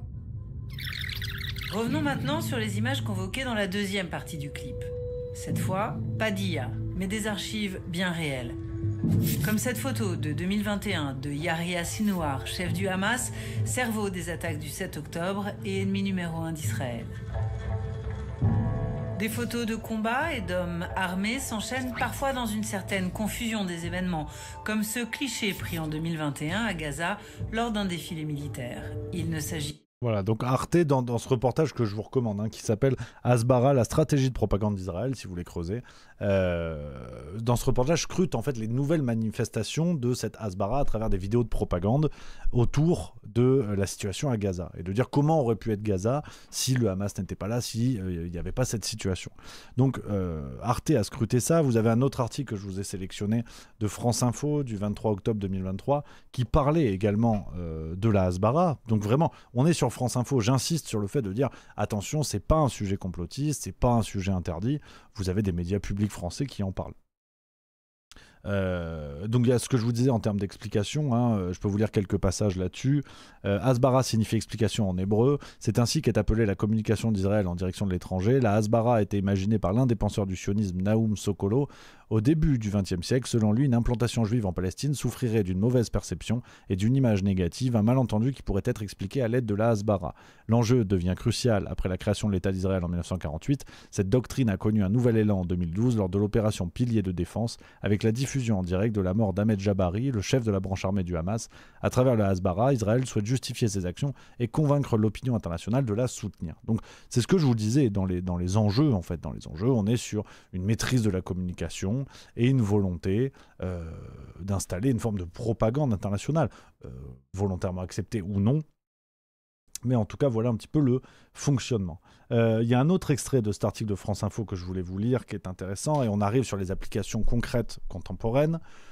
Cette communication peut s'apparenter à de la propagande institutionnalisée, selon ses détracteurs. Elle est orchestrée par le gouvernement et l'armée israélienne à travers les ministères des Affaires étrangères et des Affaires stratégiques. Et aujourd'hui, la Hasbara peut prendre différentes formes: diffusion d'images par l'armée, diffusion de vidéos en pré-roll sur YouTube ou dans les jeux vidéo, mise à disposition d'experts pour les médias étrangers, campagne de communication relayée par des influenceurs, etc. Donc, là, on rentre dans les applications concrètes de tout ça, parce que c'est bien beau sur la théorie de dire que oui, un État se dote de ce genre de cellules de communication, il n'y a pas forcément quelque chose de nouveau. Mais on a des applications concrètes qui sont surprenantes, et je voulais vraiment vous parler de ça, et notamment en 2007. En 2007, parce que vous l'avez compris, il y a un lien officiel entre la pratique de la Hasbara et les ministères de tutelle qui s'occupent de ça, en l'occurrence Affaires étrangères et Affaires stratégiques. En 2007, alors que un énième conflit israélo-palestinien, enfin une énième résurgence du conflit israélo-palestinien remet en cause l'image d'Israël à travers le monde, il va y avoir une campagne tout à fait surprenante dans un magazine masculin populaire aux États-Unis qui s'appelle Maxim.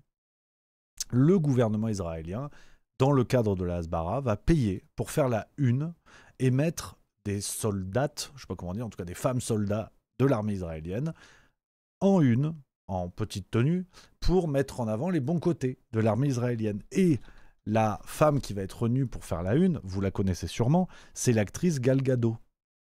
Alors, vous avez peut-être vu dans certains films, qu'une actrice qu'on voit quand même dans des gros trucs, et elle a fait, donc tu vois, c'est par exemple Wonder Woman, Fast and Furious 4, vous avez un petit bout de la filmographie ici, il y a des films quand même plutôt sympatoches, et c'est elle qui fait la une de 2007, je peux vous montrer, je pense que ce ne sera pas censuré par YouTube ou Twitch, bon c'est un peu dénudé, hein. C'est un peu dénudé, voilà, on est par là, on est sur du maillot de bain, bon bref. Miss Israël 2004, mise en avant, et en fait dans ce numéro, on a une volonté aussi de mettre en avant des femmes soldats israéliennes dans cette revue masculine américaine.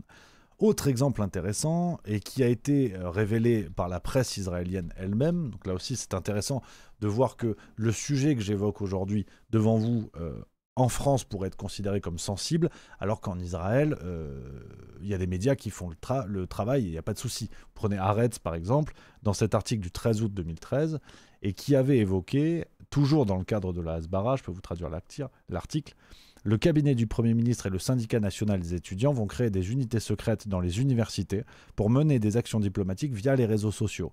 Les responsables de ces unités recevront des bourses d'études complètes. Donc, ce que révèle Haaretz en 2013, et qui en fait est une stratégie qui est toujours en place, hein, je vous montrerai dans quelques instants, Haaretz révèle que des étudiants d'universités israéliennes obtiennent des bourses à partir du moment où ils travaillent dans des unités secrètes, je reprends les mots de l'enquête de ce média israélien de centre-gauche qui est Haaretz, pour faire la propagande de la politique israélienne à travers le monde. Donc, dans les universités israéliennes, des étudiants sont recrutés pour faire ce travail dans le cadre même de la Hasbara.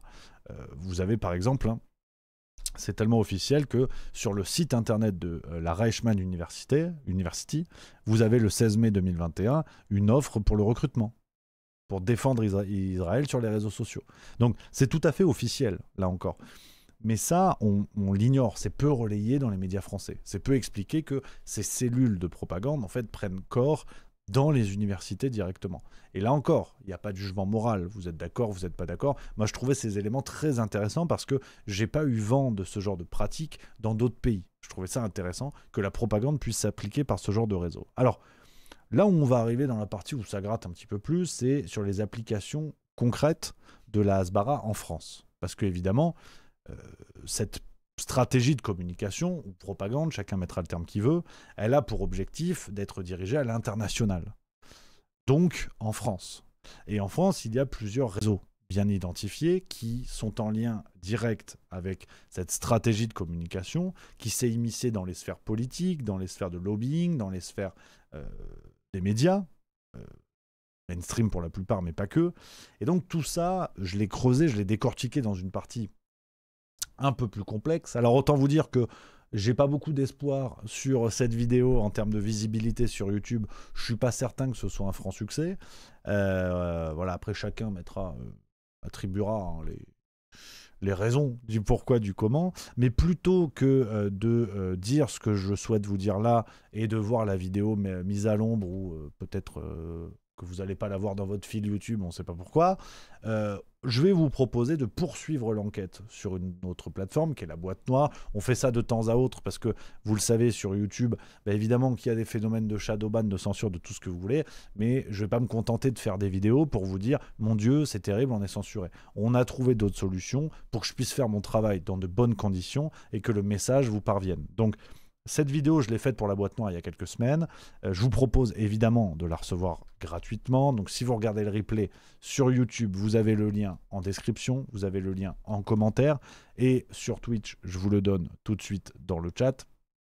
Donc le but, une fois de plus, c'est très clairement que vous puissiez avoir accès à mon travail dans son intégralité. Je sais que si je vous dis ce que contient l'entièreté de la vidéo qu'on a publiée sur la boîte noire. Sur YouTube, ça va être compliqué. Donc on va s'arranger. Au moins, vous avez accès à notre information.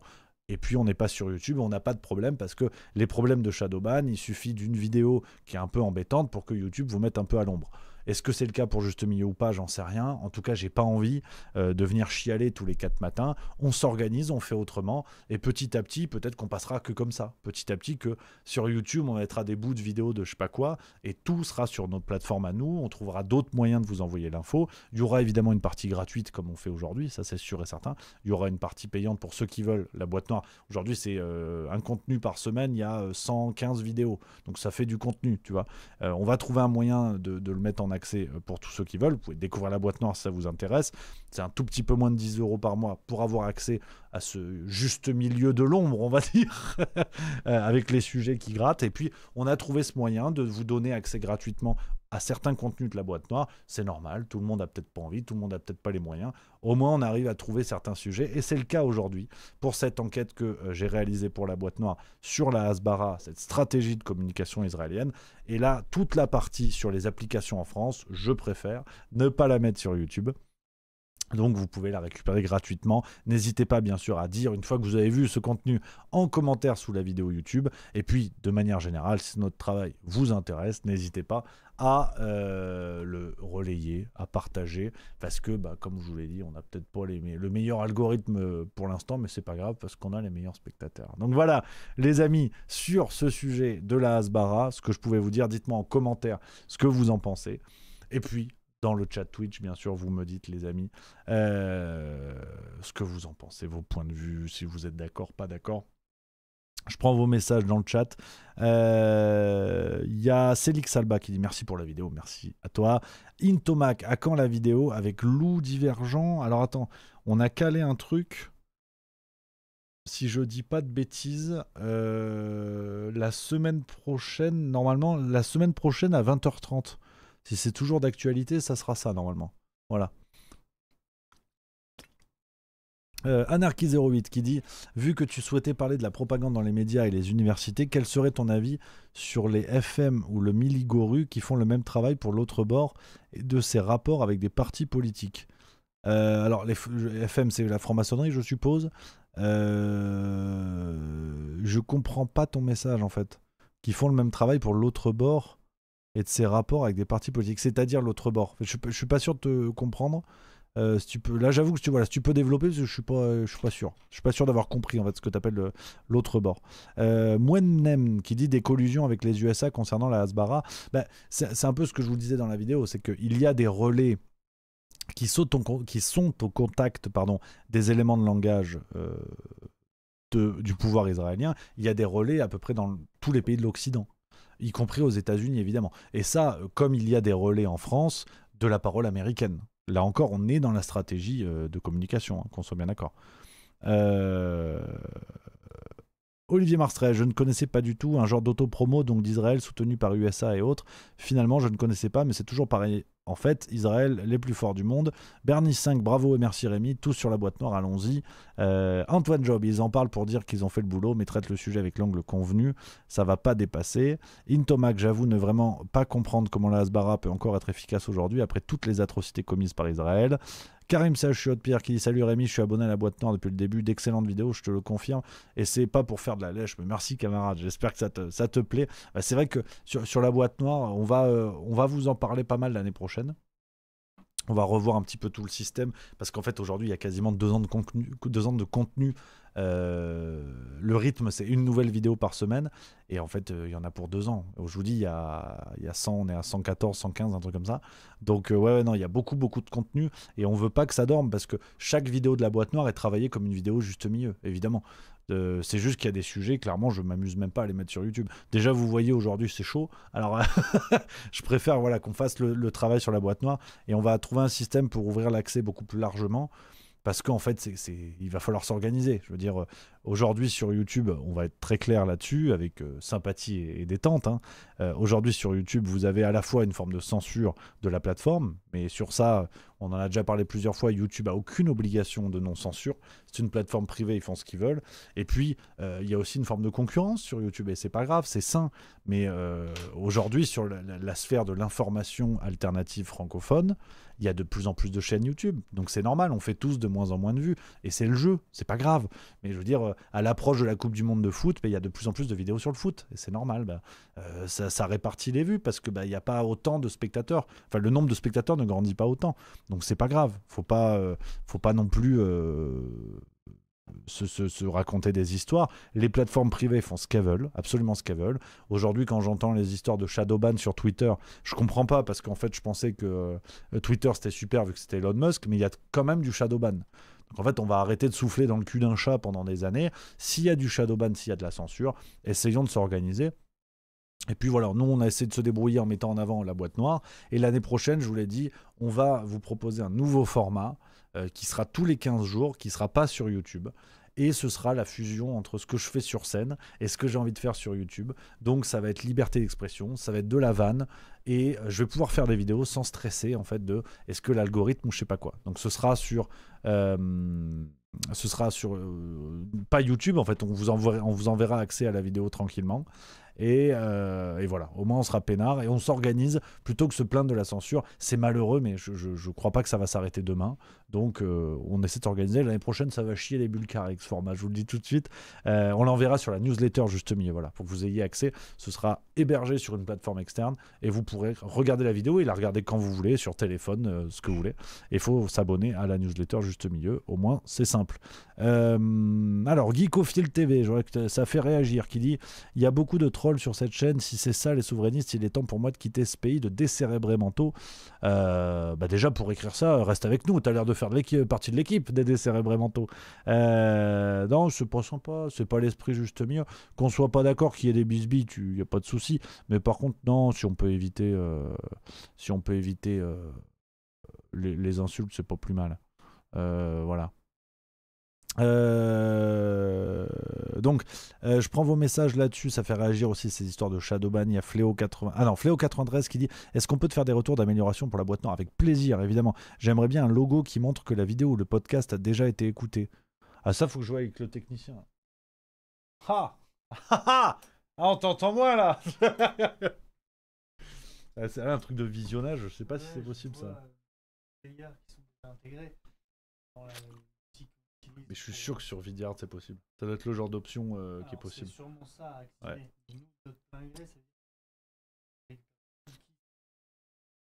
Non mais je pense que Vidyard ils doivent le gérer ça. Vu que le player il est hébergé là-bas. J'espère. Sinon je sais pas comment. Ouais. Ah, j'ai posé une colle au technicien, c'est pas moi qui gère tout ça. Hein. C'est con parce qu'il était à 2 minutes de partir. Allez, bonne idée en tout cas, on va y repenser pour essayer d'améliorer ça. Très bonne idée, carrément. Comme je vous disais, l'année prochaine on va bien travailler pour remettre en avant la boîte noire, parce qu'en plus on n'en parle pas tant que ça finalement, alors que c'est un super truc, je suis très content de ce qu'on fait. Donc voilà, c'est important. Alors il y a toujours Geekophile TV qui dit, alors je viens déjà de citer un message qui en remet une couche, qui dit pas d'accord sur des vérités, alors qui taquine un petit peu. Alors le pire ici, tu verras, je sais pas si t'es déjà venu Geekophile TV, mais le pire c'est qu'ici on est dans la bonne ambiance, c'est que je vais pas te bannir parce que j'aime pas ça. C'est la liberté d'expression, même si tu dis des trucs qui sont un peu ridicules à vrai dire, mais en fait je t'assure, enfin on peut papoter, tu vois. Tout à l'heure t'as mis ton message, bon j'ai cru comprendre que t'es plutôt UPR, c'est très bien, et la démarche juste milieu elle est qu'on puisse papoter, donc on n'est pas d'accord les uns les autres, il n'y a pas de souci. Par contre pousse pas le bouchon, voilà. Si tu continues à insulter les gens, effectivement ça va me gonfler, tu vas dégager. C'est-à-dire, je vais pas te bannir, c'est que je vais te dégager, tu sais, comme dans la vraie vie. À un moment donné, t'es dans un bar, quelqu'un casse les pieds, au début t'es gentil, après tu te dégages. Je vais pas bannir ce que t'as à dire, mais juste dis ce que tu veux, mais juste sans insulter les gens si c'est possible. Alors Geekophile TV qui répond à Blueby3 qui dit c'est vrai que vous me riez au nez quand je dis Asselineau pour au final me parler de Philippot, d'alliance avec des judéo-sionistes comme Zemmour ou Knafo, c'est moi qui suis dans l'erreur. Tu vois, là c'est cool. Là je trouve ça bien. Voilà, vous n'êtes pas d'accord, mais ça papote bien. Il n'y a pas besoin de s'insulter, on est impeccable. Mister Eknar qui dit tes vidéos sont très bien, j'ai kiffé ton bouquin, je me régale sur la boîte noire, vraiment au top, faut rien lâcher. Merci les amis, merci beaucoup, ça fait plaisir. On vous en parlera bien plus de la boîte noire. Puis je vous dis, il y a des sujets de fou. Attendez, je peux peut-être vous emmener dans les coulisses. Je peux vous montrer un truc, tu vas voir. Là, c'est un document. Ah, mais non, mais attends, j'ai accès, moi, en fait, à la boîte noire, je peux vous montrer. Je suis con. C'est encore le plus simple. Attends, regarde. Je vais vous montrer la tête que ça à la boîte noire. Comme ça, vous pourrez vous projeter un petit peu. Tu vois, c'est une plateforme. Est-ce que j'ai accès moi-même à mes vidéos? Oui. Regarde. Et en fait, ça se passe comme ça, tu vois. Là, il y a 112 vidéos qui sont en ligne actuellement.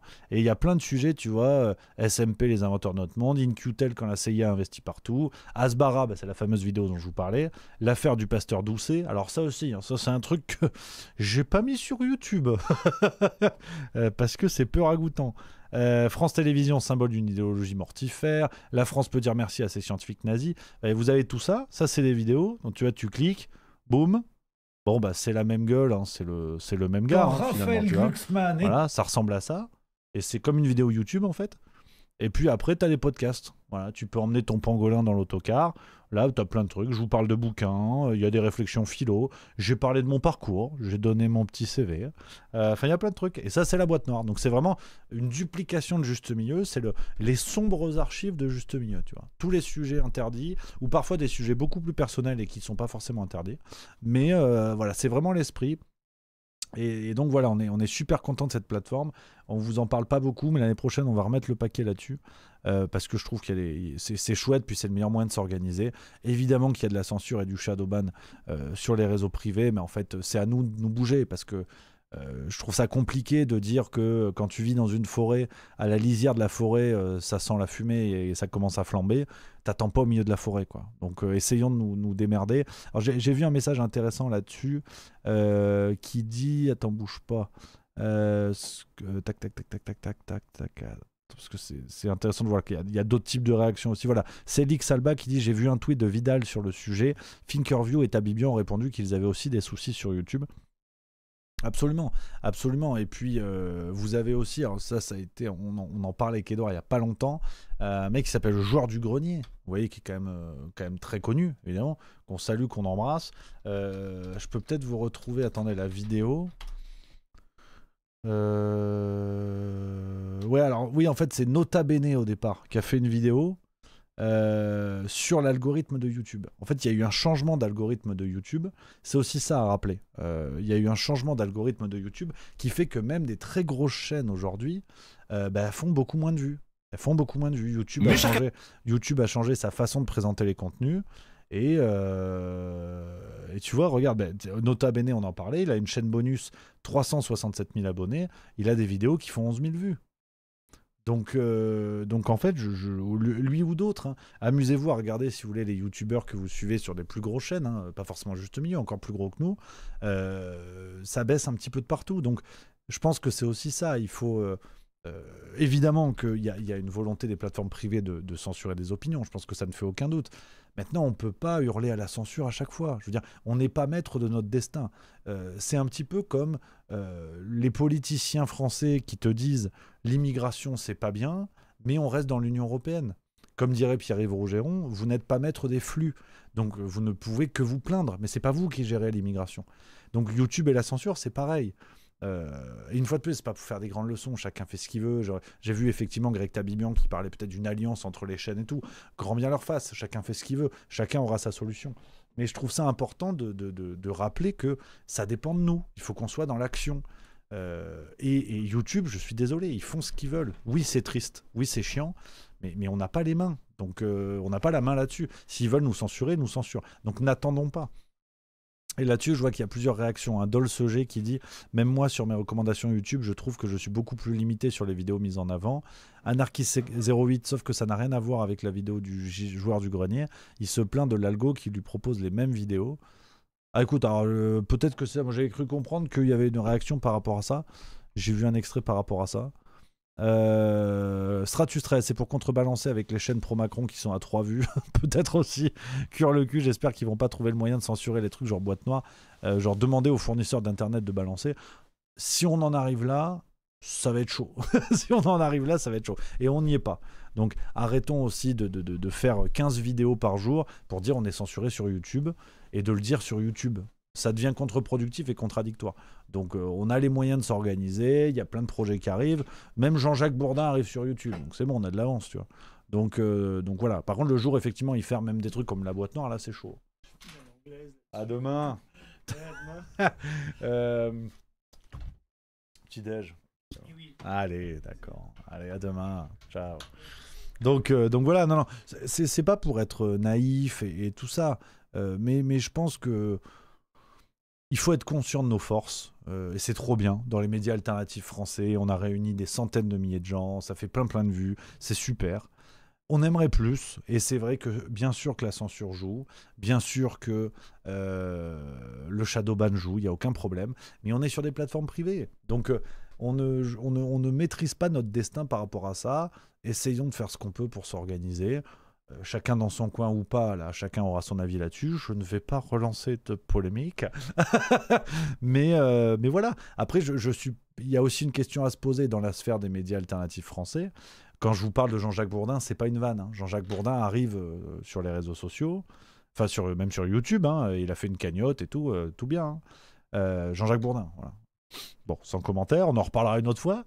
Et peut-être qu'on fait moins de vues sur les médias alternatifs parce qu'il y a de plus en plus de gens. Et comme dit, c'est pas grave. Est-ce qu'on le regrette? J'en sais rien. C'est bien, c'est pas bien, j'en sais rien.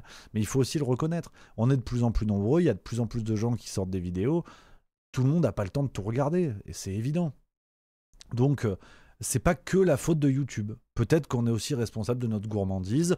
Moi, je me le mets dans la gueule. Sur Juste Milieu, à un moment donné, on avait un rythme de 2 vidéos par semaine. Aujourd'hui, on est quasiment à 4. Donc, je me le mets dans la gueule. Il y a une course qui s'est installée. Pour participer à la course, je mets plus de vidéos. Donc, il faut que je le reconnaisse. Je vais pas me plaindre de ça, j'y participe. Mais juste, tout n'est pas que de la faute non plus de YouTube. Je sais pas ce que vous en pensez là-dessus. C'est la perception que j'ai de l'autre côté de la caméra, on va dire. Mais je pense qu'il faut pas exagérer sur le shadowban, la censure et tout. Faut pas déconner non plus. Il y a un commentaire très drôle sur TikTok qui dit c'est Laurent Garnier en se foutant de ma gueule. C'est vrai que il paraît que je ressemble à Laurent Garnier. Sans aucune transition, je réponds aux commentaires après. Mais c'est vrai qu'il y a eu un interview de Laurent Garnier. Il a un peu ma gueule, le mec. Mais il est plutôt beau gosse. Hein. Si je peux mixer pareil à 50 baloches, je suis chaud. Ouais, c'est Jean Leslie sur TikTok qui a dit tu lui ressembles un peu. Mais c'est vrai en plus. C'est vrai, regarde. Qu'est-ce que tu dis vidéo avec lui. Première C'est vrai qu'il a un peu ma fif quand même. Regarde. Fois que je reçois un edit qui me plaît beaucoup. Et donc, je l'ai reçu il y a un mois. Donc là, ça fait que 3 fois que je le joue. Vous verrez. Et ça fait que 3 fois que je le joue parce que je l'ai reçu il y a pas longtemps. On va dire, mais vite fait, tu vois. Et c'est pour ça que ça me fait plaisir de le rejouer là, Pascal. Voilà là-dessus ce que je pouvais vous dire. Merci sur TikTok évidemment. Bienvenue les amis, vous êtes quasiment une centaine. Hein. Envoyez les cœurs, donnez-nous de la force, vous le savez, on est en live. Hein. Je préférais être chez moi mais piler les genoux alors. Hein. Filez-nous de la force, envoyez les cœurs, les roses, faut tapoter, je sais pas quoi. J'ai jamais rien compris à cette plateforme de toute façon, mais allez-y, hein. Allez, faut y aller. Hein. Intoma qui dit on vous a jamais vu tous les deux la même pièce d'ailleurs, c'est vrai, non mais il y a un truc. Hein. Donc voilà, pour revenir et finir là-dessus hein, sur ce qu'on disait les amis, sur les vidéos des médias alternatifs, c'est intéressant, je suis intéressé d'avoir votre point de vue en fait. De l'autre côté, ce que vous en pensez, si vous êtes d'accord avec ça ou pas, comment est-ce que votre consommation a évolué, on va dire. Il y a Célix Alba qui nous dit dans le chat: si je prends mon exemple, oui, il y a trop de vidéos, j'ai arrêté de courir après mon retard, j'écoute ce que je peux et je suis obligé de faire une sélection. On a quoi d'autre? Jojo l'astico sauteur, effectivement, plus de contenu pour la même quantité de spectateurs, ça limite le nombre de vues. Lille Alice 21, je suis assez d'accord avec toi Rémi, ça devient pénible, ils crient tous à la censure, c'est la 100. Benoît, ouais, c'est un mix de l'espace, la ressemblance. C'est vrai qu'il y a quelque chose. Après, Plutôt beau gosse, voilà. Ah, oh, putain, très bonne vanne. Très bonne vanne de Romano5962 qui dit Rémi, c'est Laurent Garny. Elle est bonne, ça me parle. Ça me parle, ça. Excellent, j'adore. Estelle 5 qui dit d'accord, je regarde pas les rediffusions des bistrots sur YouTube, évidemment. Et Monsieur Eknar dit seule solution, Rémi, crée ta plateforme. Tu joues avec tes règles sur le juste tube et tu invites tous les streamers emmerdés. C'est une bonne idée. C'est une bonne idée pour faire évoluer la boîte noire. On verra. On va trouver une solution. Mais voilà, en tout cas, on essaie d'être actif par rapport à ça. Et comme dit, il n'y a pas de bonne méthode, chacun fait ce qu'il veut. C'est juste que voilà, je pense que oui, il y a de la censure, il ne faut pas hurler à ça tous les jours non plus. Parce qu'à un moment donné, c'est la règle, donc je ne vais pas radoter. On est d'accord sur ça. Et puis voilà. Et puis voilà, les amis, ce que je pouvais vous dire pour aujourd'hui. Donc, je vais raccrocher les crampons. Rappel, cette semaine, je vais à Paris. À Paris, les amis. Hein. Le spectacle Zinzin, il reste 2 dates. 2 dates avant la fin de l'année.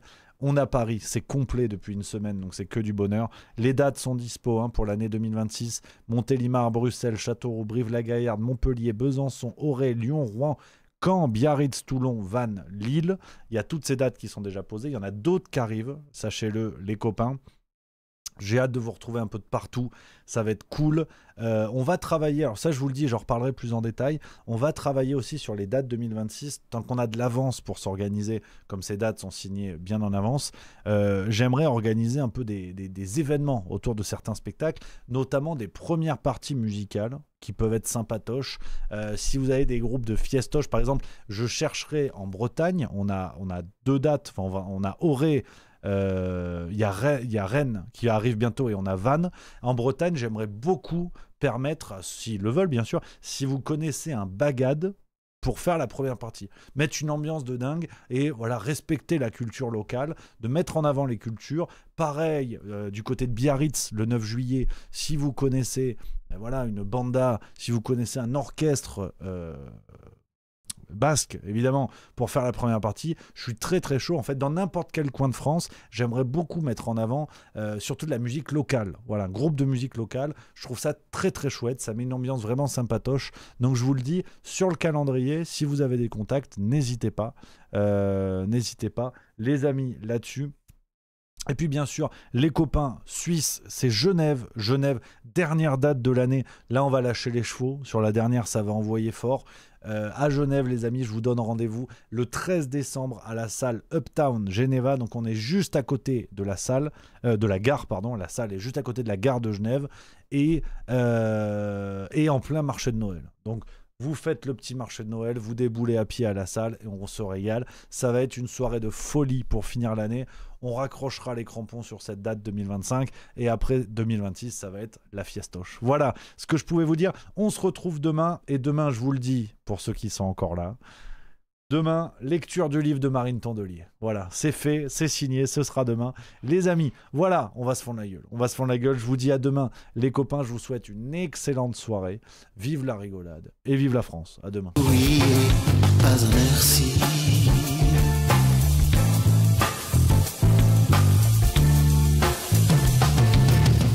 Parfois dans ce glauque,